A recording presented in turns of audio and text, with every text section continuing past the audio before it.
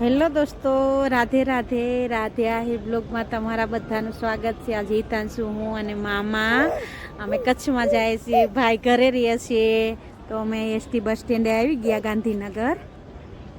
જો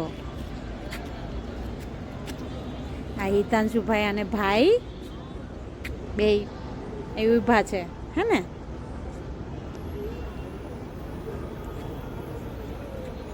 આ ગાંધીનગરનું ST bus stand છે.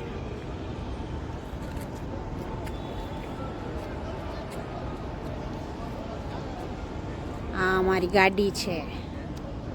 આ છે મામા હિતાંશુના.